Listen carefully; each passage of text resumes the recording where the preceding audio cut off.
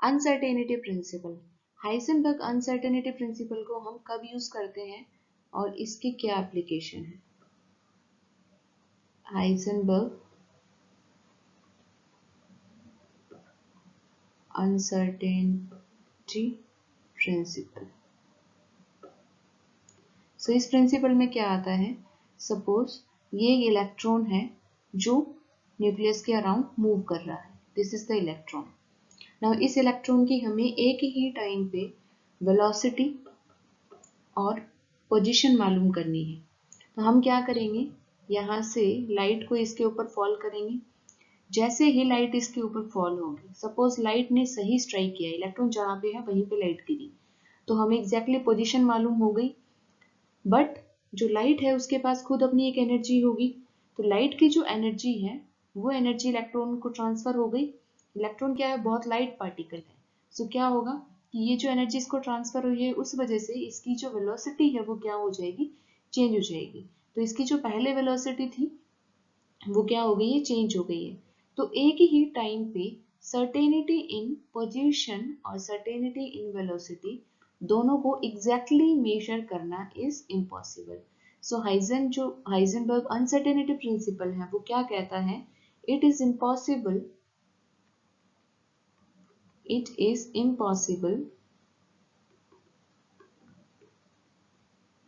to determine position and momentum is m into v।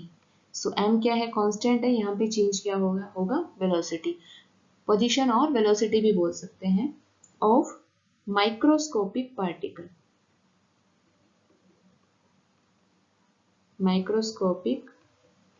Particle simultaneously.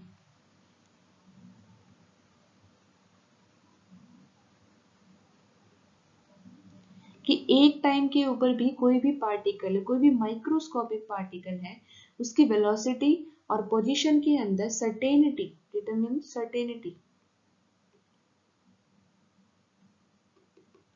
Velocity और position के अंदर जो certainty है वो कैलकुलेट करना, वो डिटरमिन करना, that is impossible. That was given by Heisenberg.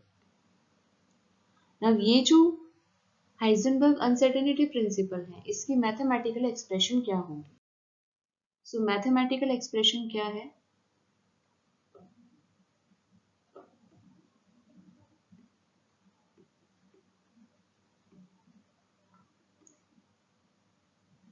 delta x into delta p that will always be greater than or equal to h upon 4 pi। Delta p को हम क्या लिख सकते हैं, p क्या है, momentum, that is m into v। So m constant रहेगा, change किसमें आएगा, वेलोसिटी में। So this expression can be written as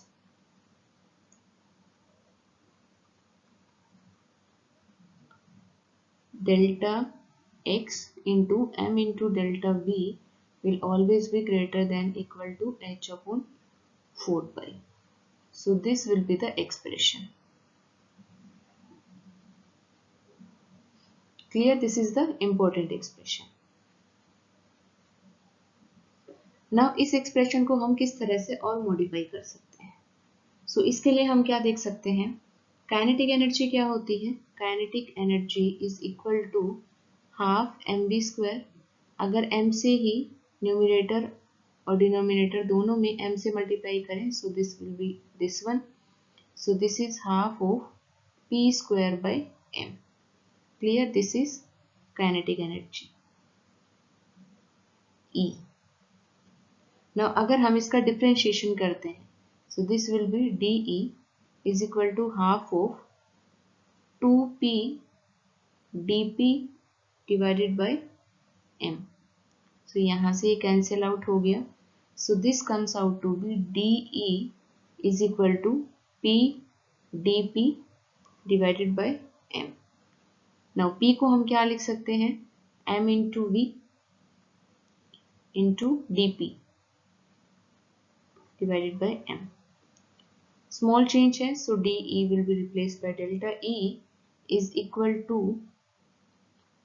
v into delta p। Energy को हम इस तरह से लिख सकते हैं। नाउ ये जो एक्सप्रेशन है इसको हम कैसे लिख सकते हैं, v को हम कैसे लिख सकते हैं पोजीशन की टर्म में। So this is v is equal to delta x divided by delta t into delta p। So यहाँ से हम क्या कैलकुलेट करेंगे, del e into del t will be equal to del x into del p। This is the important expression. इस expression को अगर हम ये इस एक्सप्रेशन में पुट करेंगे तो यहाँ से हमें क्या ऑब्टेन होगा। तो हमारे पास फाइनल एक्सप्रेशन क्या आई थी, delta E into delta T is equal to delta X into delta P. इसको हमने पुट किया है इस एक्सप्रेशन में जो हमारे पास ऑलरेडी एक्सप्रेशन थी, greater than equal to H upon 4 pi. So यहाँ से अगर इसको पुट करेंगे so what will be the expression, del E into del T will be greater than equal to h upon 4 pi। h upon 4 pi को हम कैसे लिख सकते हैं, this can also be expressed as del P greater than h cot divided by 2। h cot की value क्या होती है, h upon 2 pi। सो ये जो एक्सप्रेशन है वो h cot के टर्म में भी रिप्रेजेंट हो सकती है। Similarly del A into del T is greater than equal to h cot upon 2। So these are the important expressions for Heisenberg uncertainty principle। यहाँ पे डेल्टा E क्या है, this is the energy change। Delta T क्या है, time during which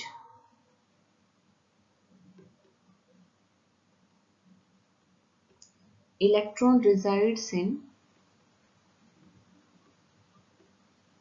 any particular orbit।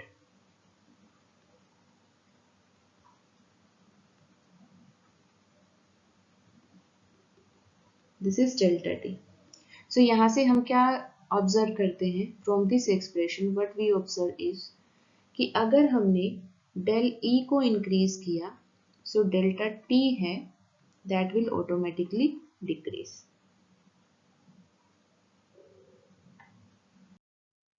सो यहाँ से अगर हम कोई भी पार्टिकल है, suppose this is the nucleus, इसके बाद this is shell number 1, this is shell 2। So यहाँ पे अगर हमने यहाँ से यहाँ मोमेंट किया है और 1 is from here, so this is delta E2 delta E1। एक शेल से दूसरे शेल पे हमने इलेक्ट्रॉन का जंप कराया है, this is nucleus, this is shell number 1 2 3। So यहाँ से अगर हम ये कैलकुलेट करें कि delta E2 is greater than delta E1, so यहाँ से हम क्या एनालाइज करेंगे कि डेल्टा T2 है that will be less than delta T1, क्योंकि हमने देखा है अगर डेल E इंक्रीज करेगा so del T will automatically decrease. So electron will reside longer in 2s then 3s। This is 1s 2s and 3s। So यहाँ पे क्या है, E2 के लिए टाइम क्या है, E2 जो एनर्जी, इलेक्ट्रॉन कहाँ है, T1 ज्यादा है, सो इलेक्ट्रॉन कहाँ पे ज्यादा लंबे टाइम तक रिसाइड करेगा, this is for 2s, this is for 3s। so we can say that electron will reside longer in 2s than 3s। Clear? So this is all about Heisenberg uncertainty principle। Now इसके ऊपर numerical solve करके देखते हैं, उससे ये क्या हो जाएगा, ज़्यादा अच्छे से क्लियर हो जाएगा। सबसे पहले numerical. Now question is, a ball of mass 100 kg 100 gram is moving with velocity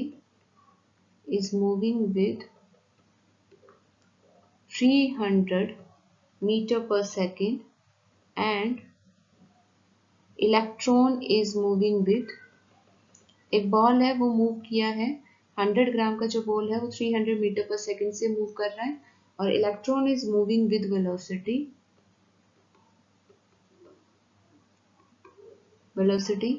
10⁻⁶ metre पर second. Now delta V is 0.01% in both cases. क्या कैलकुलेट करना है? डेल्टा एक्स कैलकुलेट करना है फॉर बोथ. तो कैसे कैलकुलेट करेंगे इसका सॉल्यूशन? हम कैसे करेंगे? पहले हम बॉल का केस लेते हैं. बॉल के लिए मास कितना है? Mass of ball is 100 gram. So इसको हम किलोग्राम में चेंज करेंगे. 100/1000. So this is 0.1 kilogram. Now velocity कितनी है? Velocity of ball is 300 meter per second. So delta V कितना होगा? This is the uncertainty. So 300 into 0.01% means 100. So this will be equal to 0.03. So this is delta V for ball. This is meter per second. Now यहाँ से delta X calculate करेंगे. Delta x क्या होगा? हमारे पास जो formula था वो क्या था? Delta X into m into delta v that must be greater than h upon 4 pi. So यहाँ से अगर हम डेल्टा एक्स कैलकुलेट करें इक्वल टू का केस लेके या greater than equal to, so that will be equal to h upon 4 pi into m into delta v. So यहाँ से अगर वैल्यू पुट करेंगे so delta x will be equal to और greater than. हम equal to का case लेके चलते हैं. h क्या है? 6.63 into 10⁻⁻34. 4 पाई कितना है? 3.14. Mass of the ball is, mass हमने कैलकुलेट किया है 0.1 किलोग्राम. मास हमेशा यहाँ पे किलोग्राम में पुट किया जाएगा. डेल्टा वी भी कैलकुलेट किया है 0.03. सो इसको जब कैलकुलेट किया so this comes out to be 17.51 into 10⁻⁻33 metre. This is the case for the ball. अभी तक हमने जो भी सॉल्यूशन किया है that is for ball. Now electron के लिए अगर इसको सॉल्व करें सो क्या होगी?